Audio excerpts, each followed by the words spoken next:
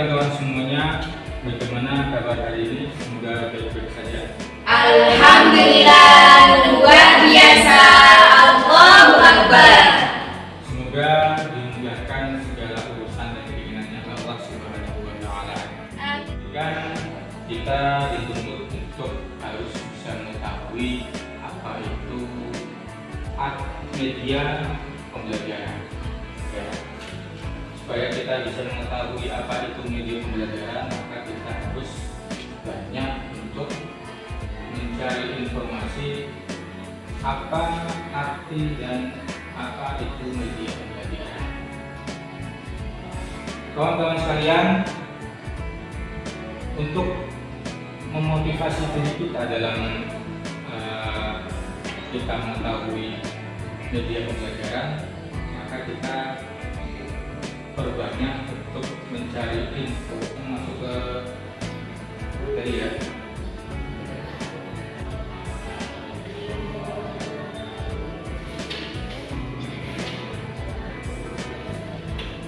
Tentang media dan sumber pembelajaran, maka kalian harus mengetahui sub CPMK, yaitu capaian pembelajaran pada mata kuliah kali ini, yaitu mahasiswa mampu menjelaskan arti belajar dan media pembelajaran.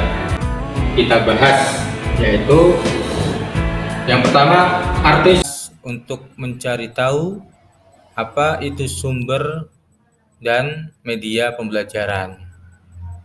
Jadi yang dinamakan dengan sumber dan media pembelajaran itu adalah segala sesuatu yang dapat digunakan untuk memfasilitasi atau mempermudah kegiatan individu maupun kegiatan kelompok dalam yang tepat.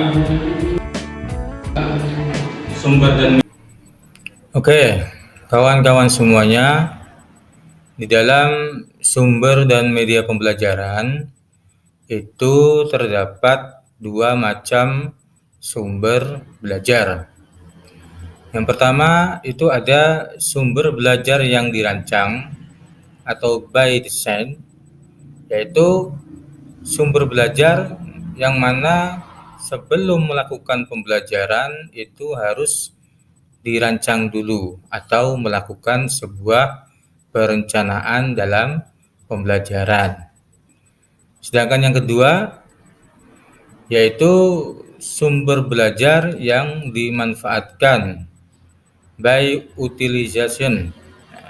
Di sini yaitu sumber belajar yang sumbernya itu sudah ada, tinggal dimanfaatkan. Misalnya seperti pembelajaran yang ada di alam. Jadi memanfaatkan sumber-sumber yang ada di alam untuk dijadikan sebagai medianya pembelajaran. Kita harus merancang dulu ya, media apa yang kita pakai yang cocok, kemudian metode apa, kemudian memakai strategi belajar seperti apa. Nah, seperti itu. Misalnya seperti UTS, nah itu merancang. Kemudian foto slide pembelajaran, video pendidikan, laboratorium, dan alat peraga edukatif. Nah, itu contoh dari sumber belajar yang dirancang.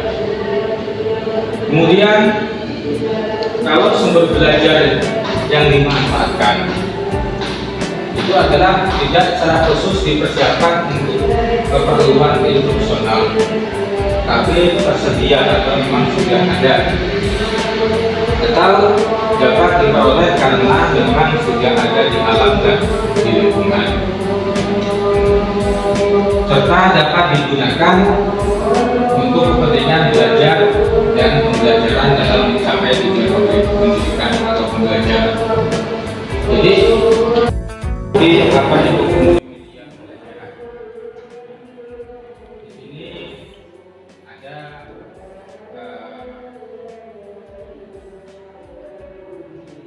empat fungsi, ya, ada 4 fungsi media pembelajaran.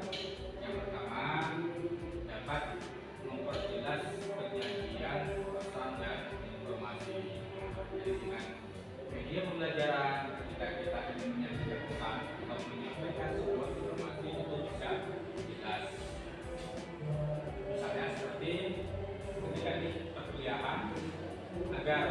materi yang disampaikan itu jelas, maka bisa menggunakan media audio visual atau media audio saja. Yang kedua, dapat meningkatkan dan mengarahkan perhatian mahasiswa. Karena kawan-kawan semuanya, di sini kita akan membahas tentang fungsi media pembelajaran. Di dalam fungsi media pembelajaran itu terdapat 4 fungsi. Fungsi yang pertama adalah dapat memperjelas penyajian pesan dan informasi. Sehingga dengan menggunakan media, kita dipermudah untuk menyampaikan pesan atau informasi atau menyajikan pesan dan informasi. Yang kedua, dapat meningkatkan dan mengarahkan perhatian mahasiswa, sehingga mahasiswa atau siswa lebih fokus terarah pada materi yang disampaikan. Yang ketiga, dapat mengatasi keterbatasan indera, ruang, dan waktu. Nah, disinilah fungsi yang paling bagus media pembelajaran, karena dengan yang awalnya keterbatasan indera, mungkin mempunyai kendala dengan penglihatan, dengan adanya media sehingga membantu. Kemudian ruang dan waktu, yang mana dengan ruang skala besar dengan menggunakan media, sehingga semua yang ada dalam ruang itu bisa mendapatkan informasi yang sama. Nah, untuk masalah waktu itu bisa untuk mempersingkat atau mempersempit waktu pembelajaran. Dan yang keempat, yang terakhir, dapat mengatasi perbedaan pengalaman pribadi manusia. Karena setiap manusia itu di dalam pengalaman pribadi, terutama dalam hal pembelajaran, itu tidak sama. Mungkin ada yang tahu atau menguasai media, ada yang tidak tahu. Sehingga dengan adanya media pembelajaran, sehingga bisa mengatasi perbedaan pengalaman yang terdapat pada setiap diri mahasiswa. Kawan-kawan semuanya, di dalam media pembelajaran itu terdapat 4 fungsi media. Yang pertama ada yang namanya media atensi, yang kedua media afektif, yang ketiga media kognitif, dan yang keempat media kompensatoris. Dari 4 media ini, pada slide selanjutnya akan dijelaskan. Oke, kawan-kawan semuanya, dari 4 fungsi media, yang pertama itu adalah fungsi atensi. Apa itu fungsi atensi? Yaitu media memiliki fungsi untuk menarik perhatian dan mengarahkan mahasiswa untuk berkonsentrasi. Nah, di sini di dalam fungsi ini sebenarnya tujuannya agar mahasiswa itu agar lebih bisa konsentrasi di dalam menerima informasi yang disampaikan oleh dosen. Contohnya, dengan menampilkan video lomba makan, secara otomatis perhatian akan terarah ketika memulai pelajaran tentang pencernaan. Selanjutnya, fungsi media yang kedua yaitu fungsi afektif. Apa itu fungsi afektif? Yaitu media dapat menggugah emosi dan sikap mahasiswa. Nah, dari sini kita bisa melihat contoh, misalnya menampilkan gambar kecelakaan dan perbedaannya antara orang yang memakai sabuk pengaman dan tidak. Dari contoh ini otomatis akan menggugah emosi dan sikap. Yang pertama, emosi untuk menolong orang yang mengalami sebuah kecelakaan, sikap yaitu menegur orang yang tidak memakai sabuk pengaman.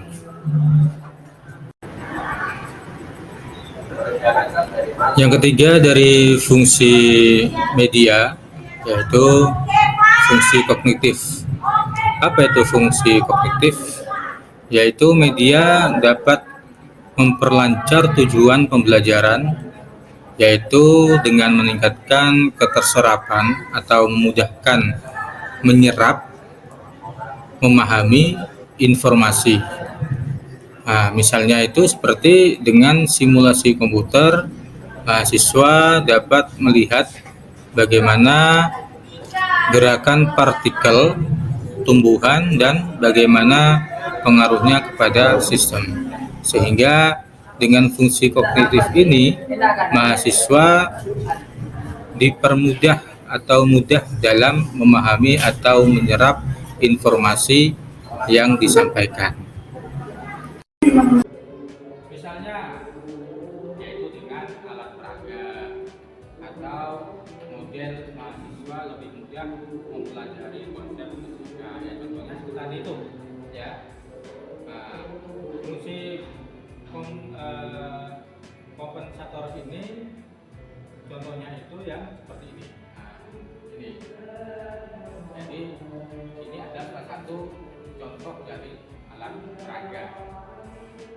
Karena kalau ini hanya dijelaskan secara teori saja, ya, mahasiswa akan kesulitan untuk memahami. Makanya dibutuhkan yang namanya alat peraga. Jadi contoh, di mana letaknya ginjal, jantung, usus besar, usus kecil. Nah itu harus ada media yang berupa alat peraga. Materi yang tadi telah saya sampaikan, ya.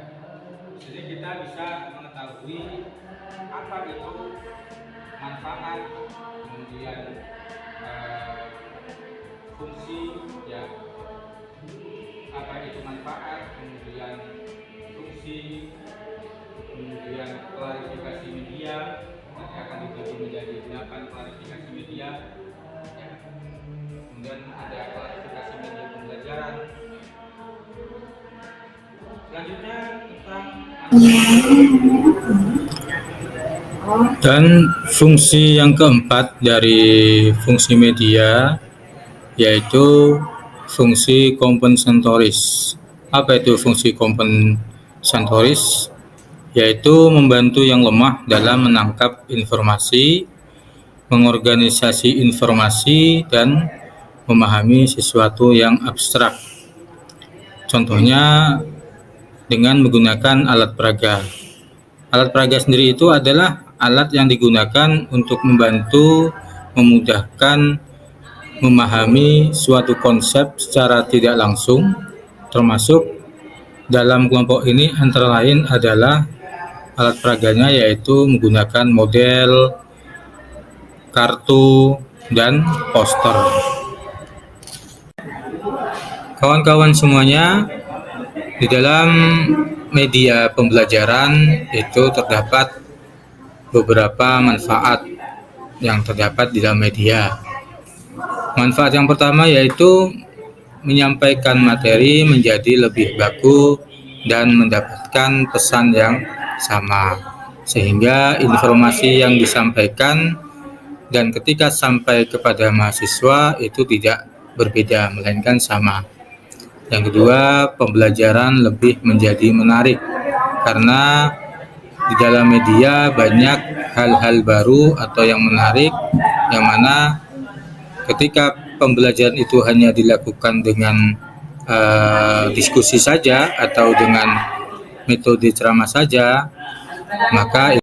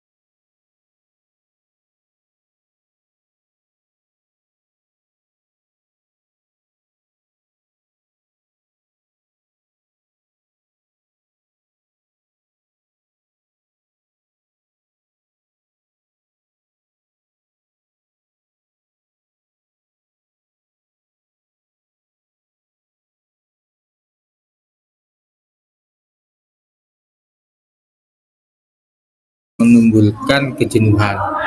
Yang ketiga, pembelajaran lebih menjadi interaktif. Yang keempat, yaitu lama pembelajaran bisa dipersingkat karena mempermudah dosen untuk menyampaikan materi, sehingga yang awalnya membutuhkan waktu sekian menit bisa lebih diperpendek. Yang kelima, yaitu daya serap dapat ditingkatkan. Yang keenam, pembelajaran dapat diberikan kapan saja, tidak terikat waktu. Misalnya dengan menggunakan media PPJ, yaitu pembelajaran jarak jauh. Dan yang terakhir, yaitu ketujuh, yaitu beban dosen dalam pembelajaran dapat dikurangi. Oke, kawan-kawan semua, sekarang kita masuk ke pembahasan koran, majalah, tabloid, buku, ya. Dan yang terakhir 8 yaitu media berbasis komputer atau multimedia. Jadi komputer itu bagian dari media.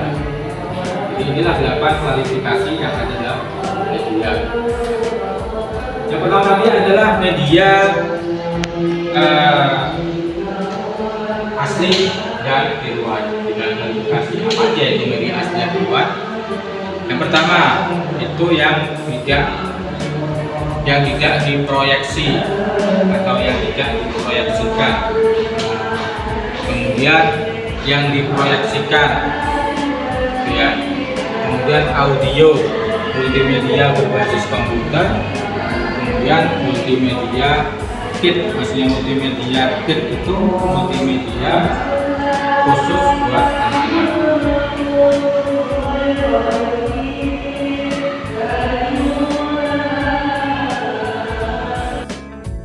Nah, ini contoh spesimen makhluk hidup yang masih hidup. Nah, kita bisa mendapatkan kalau kita pergi ke kebun binatang atau taman safari, gitu ya. Nah, ini media yang masuk dalam spesimen makhluk hidup yang masih hidup. Yang sudah mati itu adalah media yang mana makhluk tersebut itu sudah mati tetapi diawetkan. Ya, misalnya seperti mumi, ya, mumi yang Fir'aun. Nah, itu bisa menjadi sebuah media pembelajaran. Ya, kenapa? Karena itu berhubungan dengan pelajaran atau ilmu sejarah. Ya. Dengan adanya media ini, kita selain bisa mengkaji sejarah melalui buku, tapi kita bisa langsung mengetahui keadaan, misalnya keadaan kelasnya kita harus menyesuaikan juga. Kalau kelasnya skala besar dan siswanya lebih dari 30, maka kita harus menggunakan media baik itu visual maupun audiovisual. Tapi kalau kelasnya kecil, siswanya sedikit, cukup tidak memerlukan. Contohnya seperti buku, pamflet, majalah, koran, brosur, dan lain-lain. Kemudian ada multimedia atau media komputer, yang kita kenal tidak komputer. Ya, kalau bahasa kerennya multimedia. Nah, kalau bahasa gaulnya komputer. Nah, karena itu komputer plus software, karena komputer dengan software itu saling berhubungan, tidak bisa dipisahkan. Kemudian ada internet, ya, dan lain-lain. Bisa juga media multimedia misalnya WhatsApp, Twitter, atau TikTok, Instagram, itu bisa masuk dalam multimedia.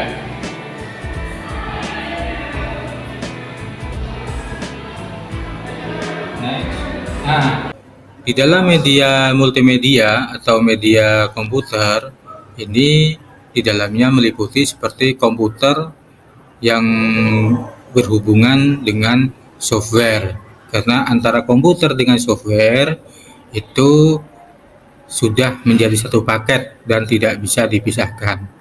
Kemudian ada juga multimedia atau media internet, yang sekarang lebih digunakan dalam dunia pendidikan. Apalagi sekarang sudah masuk pada teknologi atau zaman 5.0, dan masih banyak lagi ya multimedia atau media-media yang berhubungan dengan multimedia atau media komputer. Kawan-kawan semua, dari penjelasan tadi tentang sumber dan media pembelajaran, maka alangkah baiknya ya kita bisa memilih dan menentukan media dengan tepat ketika kita akan mengaplikasikan media tersebut. Nah, bagaimana memilih dan menentukan media dengan tepat? Yaitu salah satunya yang pertama sesuai dengan tujuan atau kompetensi yang akan dicapai. Kemudian yang kedua, ketepatgunaan. Apakah media ini pas ketika akan kita pakai? Kemudian apakah media ini cocok dengan materi yang akan kita sampaikan? Dan apakah media ini mudah diaplikasikan dan bisa mempermudah mahasiswa ketika kita menggunakan media tersebut? Nah, kemudian sesuaikan dengan keadaan dan karakteristik mahasiswa. Jadi ketika kita mau menggunakan media dalam pembelajaran, maka kita harus melihat apakah ini sesuai atau tidak dengan keadaan dan karakteristik mahasiswa. Karena terkadang setiap mahasiswa mempunyai karakter yang berbeda dan punya keadaan berbeda. Mungkin ada yang paham dengan media, mungkin ada yang tidak paham dengan media, terutama dalam hal pemahaman dalam mengoperasionalkannya. Kemudian ketersediaan. Kita sebutkan bahwa apa itu sumber media dan media pembelajaran. Jadi yang namanya dengan sumber dan media pembelajaran itu adalah segala sesuatu yang bisa mempermudah atau memudahkan individu untuk melakukan sesuatu. Itu media ya. Kawan-kawan semuanya, dari pembahasan tadi secara singkat ya dapat kita pahami juga bahwa segala sesuatu yang dapat digunakan atau memfasilitasi kita itu bisa juga dikatakan dengan media ya. Oke kawan-kawan, silahkan setelah materi ini silahkan kalian untuk membuat makalah ya dan PPT-nya ya tentang media pembelajaran. Hari ini yaitu tentang sumber dan media pembelajaran. Maka akan kita lanjutkan lagi pada pertemuan yang akan datang dengan menyampaikan tugas membuat makalah dan PowerPoint. Mari kita akhiri perkuliahan pada hari ini dengan membaca Alhamdulillah. Semoga bermanfaat. Terima kasih. Sampai berjumpa lagi pada pertemuan berikutnya. Assalamualaikum warahmatullahi wabarakatuh.